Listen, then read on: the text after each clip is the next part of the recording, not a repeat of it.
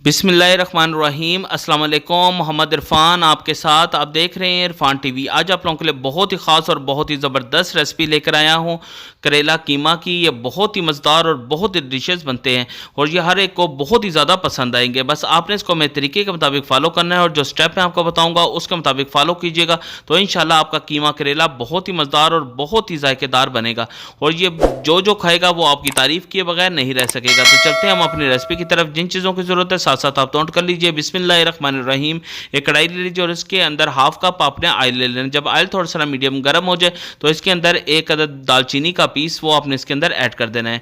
फिर इसके अंदर 2 अदद बड़ी इलायची वो आपने इसके अंदर ऐड कर देना है और इसको आपने 2 से 3 मिनट के लिए आपने इसको फ्राई होने के लिए रख देना है ताकि ये अच्छी तरह हमारी दालचीनी और बड़ी इलायची अच्छी तरह फ्राई हो जाए, उसका जायका खुशबू इसके अंदर ऐड हो सके। फिर मैंने प्याज लिए हैं 200 ग्राम और इसको मैंने लच्छेदार काट लिए थे, वो आपने इसके अंदर ऐड कर देना है। उसको अच्छी तरह आपने ऑयल के साथ मिक्स कर देना है ताकि दालचीनी बड़ी इलायची और प्याज़ों की खुशबू यकजान हो सके और बहुत ही मज़ेदार इसका टेस्ट आए।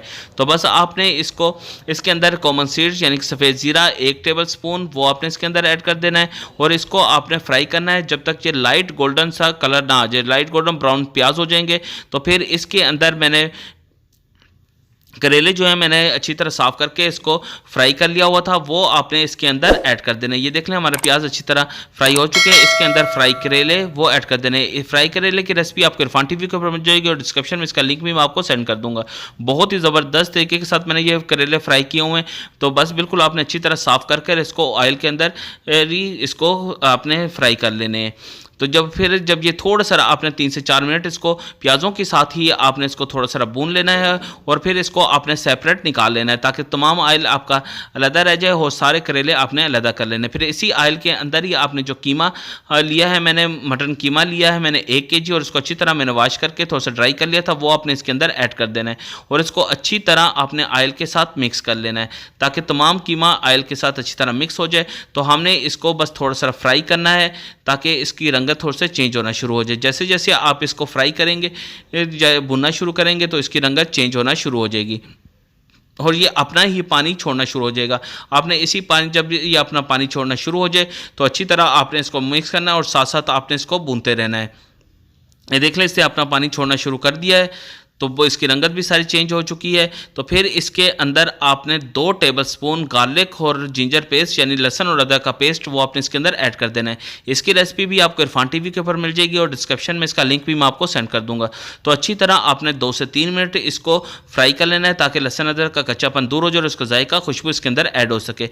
फिर इसके अंदर मैंने टमाटरों का पेस्ट लिया है 250 ग्राम, एक और टमाटर लेकर मैंने इसका पेस्ट बना लिया था वो आपने इसके अंदर ऐड कर देना। बस आपने ग्राइंडर में डालकर इसको पेस्ट बना लेना है और वो इसके अंदर ऐड कर देना है और इसको अच्छी तरह आपने मिक्स करना है।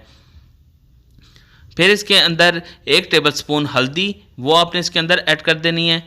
नमक 1/2 टेबल स्पून, हमने फ्राई करते हुए भी करेलों के अंदर नमक डाला था इसलिए इसके अंदर मैं 1/2 टेबल स्पून नमक ऐड करूंगा। कुटी लाल मिर्च हमें चाहिए होगी तकरीबन 1 से 1.5 चम्मच वो इसके अंदर आपने ऐड कर देनी है। सूखा धनिया पाउडर हमें चाहिए होगा 1 टेबल स्पून वो आपने इसके अंदर ऐड कर देना है और इसको भी अच्छी तरह आपने 2 से 3 मिनट अच्छी तरह भून लेना है ताकि इन तमाम मसालों का कच्चापन दूर हो जाए और इनका जायका खुशबू इसके अंदर ऐड हो सके। तो बस अच्छी तरह आपने 2 से 3 मिनट इनको भून लेना है। फिर इसको कवर लगाकर आपने तकरीबन 15 मिनट के लिए मीडियम फ्लेम के ऊपर रख देना है ताकि हमारा कीमा अच्छी तरह गल जाए। कीमा भी अपना पानी छोड़ चुका है और टमाटर भी अपना पानी छोड़ेंगे। इसी पानी के अंदर ही ये कीमा अच्छी तरह ये कुक हो जाएगा और अच्छी तरह ये गल जाएगा। बस अच्छी तरह आपने इसको 15 मिनट के लिए इसको अपने कवर लगा के रख देना और अच्छी तरह फिर मिक्स कर लेना है। फिर आपने इसको कवर लगाकर 10 मिनट के लिए अपने इसको रख देना ताकि हमारा कीमा अच्छी तरह भून जाए। ये देखिए थोड़ा सा ड्राई भी हो चुका है, इसका पानी भी खुश्क हो चुका है और जिसने अपना ऑयल भी छोड़ दिया है। जब इसके ऊपर ऑयल आना शुरू हो जाए समझिए आपका ये कीमा कुक हो चुका है। तो अच्छी तरह आपने इसको एक दफ़ा मिक्स कर लेना है। फिर इसके अंदर मैंने प्याज फिर लिए हैं 200 ग्राम और इसको भी मैंने लच्छेदार उसी तरह काट लिए थे, वो भी इसके अंदर आपने ऐड कर देने हैं। हमने प्याज 2 जगह ऐड किए, एक पहले हमने करेलों के साथ हमने ऐड किए थे और अभी हम कीमे के साथ इसको ऐड कर रहे हैं। तो अच्छी तरह आपने इसको एक दफ़ा मिक्स कर लेना है और इसके अंदर ग्रीन चिली तकरीबन 4 से 6 पीसीस आप ग्रीन चिली लो उसको बरी बरी काट लीजिए वो अपने इसके अंदर ऐड कर देना है और उसको अच्छी तरह आपने एक दफ़ा मिक्स कर लेना है ताकि इनका भी जायका खुशबू इसके अंदर ऐड हो सके। फिर इसको कवर लगाकर आपने 5 मिनट के लिए बिल्कुल लो फ्लेम के ऊपर आपने दम वाली आंच के ऊपर रख देना है। फिर कवर ओपन कर लीजिए और इसको अच्छी तरह एक दफ़ा मिक्स कर लीजिए और इसके अंदर जो फ्राई करेले और प्याज हमने किए हुए थे वो आपने इसके अंदर ऐड कर देने हैं और इसको अच्छी तरह आपने मिक्स इन कीमे के साथ आपने इसको मिक्स कर लेना है। ये बहुत ही मज़ेदार और बहुत ही ज़बरदस्त रेसिपी बनती है। बस बहुत ही आसान रेसिपी आप लोगों के लिए लेकर आया हूँ, बहुत ही आसान ट्रिक के साथ। बस आपने इसको मैं ट्रिक को फॉलो करना है तो बहुत ही मज़ेदार आपका करेले ये कीमा बनेगा। फिर गरम मसाला मैंने लिया 1 टेबल स्पून, वो इसके ऊपर आपने स्प्रिंकल कर देना और उसको कवर लगाकर सिर्फ 2 मिनट के लिए अपने मीडियम फ्लेम यानी लो वाली फ्लेम के ऊपर रख देना है ताकि इसका जायका खुशबू इसके अंदर ऐड हो सके।